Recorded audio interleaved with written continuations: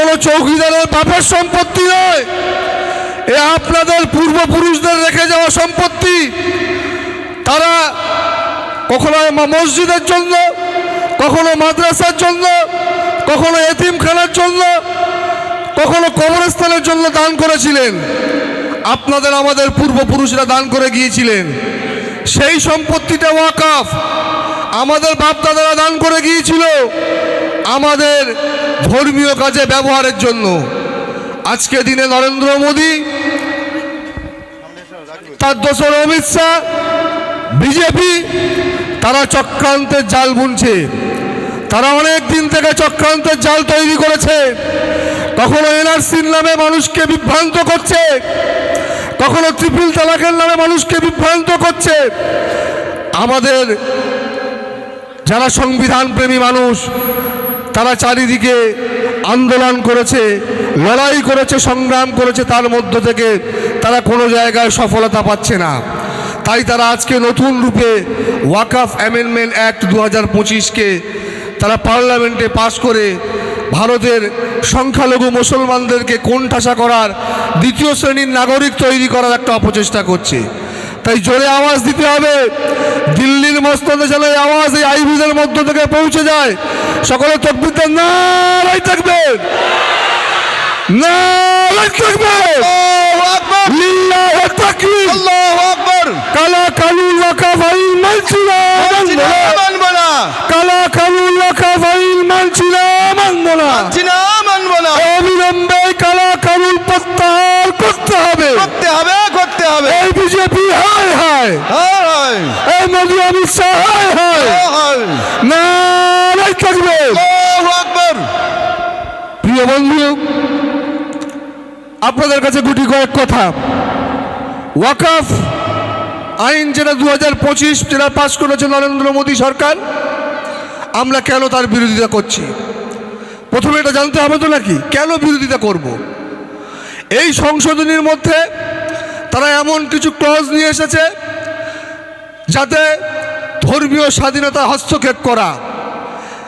সংবিধান এর আর্টিকেল 25 থেকে 30 পর্যন্ত ডক্টর বাবা সাহেব আম্বেদকর যে সংবিধান আমাদেরকে উপহার দিয়েছিল, আমরা যে সংবিধানকে মেনে চলি, সেই সংবিধানে আমাদের যে ধর্মীয় স্বাধীনতার অধিকার দেওয়া হয়েছে, সেই স্বাধীনতাকে লঙ্ঘন করা হয়েছে।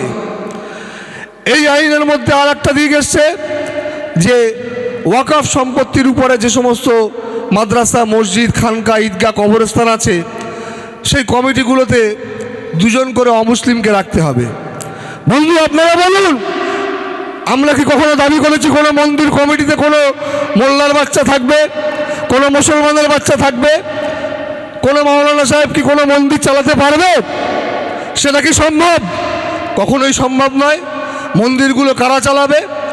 পুরোহিত যারা আছে, যারা হিন্দু ধর্মের সন্ন্যাসী নেয়, বাবা যারা আছে, তারা মন্দির চালাবে।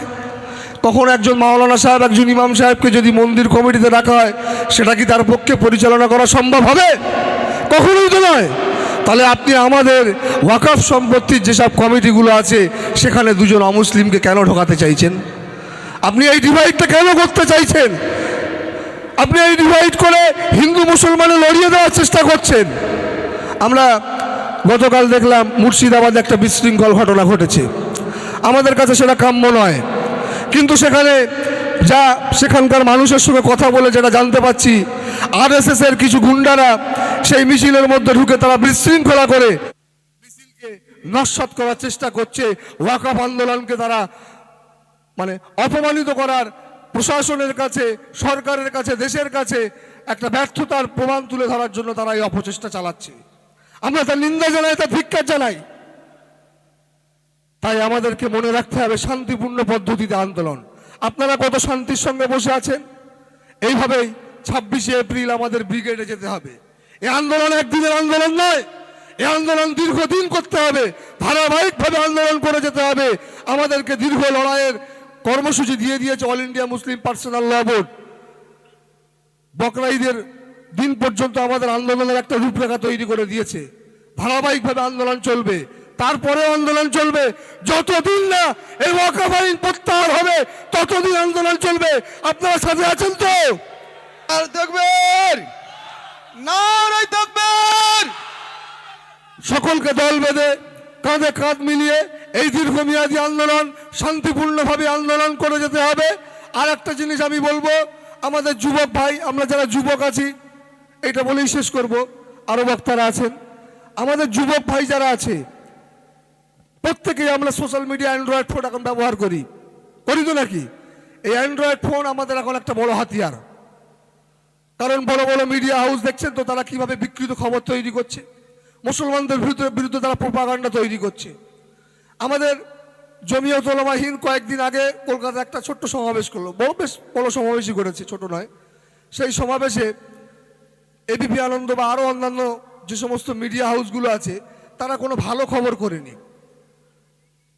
সিদ্দিকুল্লাহ চৌধুরী, যিনি জমিয়ত উলামা হিন্দের সভাপতি, উনি একটা কথা বলেছেন যে আমরা 10,000 করে লোক নিয়ে কলকাতার বিভিন্ন পয়েন্টে পয়েন্টে দাঁড় করিয়ে দেবো, কলকাতা অবরুদ্ধ হয়ে যাবে যদি ওয়াকফ আইন প্রত্যাহার না হয়। সেইটা নিয়ে ওই মিডিয়াগুলো হাইলাইট করছে, কিন্তু কেন আমরা ওয়াকফের বিরোধিতা করছি সেটা একবারও তারা কিন্তু বলছে না, তারা আমাদের কথা প্রচার করবে না। তাই আমাদের যুবক ছেলেদেরকে দায়িত্ব নিতে হবে সোশ্যাল মিডিয়া বেশি বেশি ব্যবহার করার জন্য।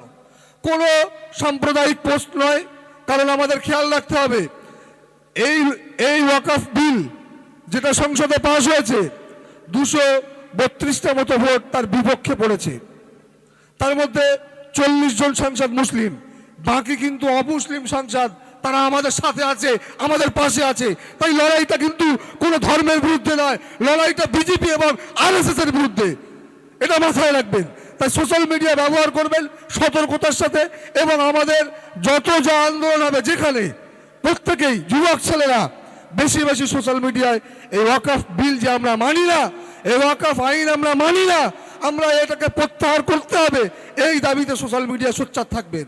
প্রত্যেক ছেলেরা যারা অ্যান্ড্রয়েড ফোন ব্যবহার করে, ফেসবুক, হোয়াটসঅ্যাপ, টুইটার সমস্ত জায়গায় বেশি বেশি শেয়ার করবেন, পোস্ট করবেন।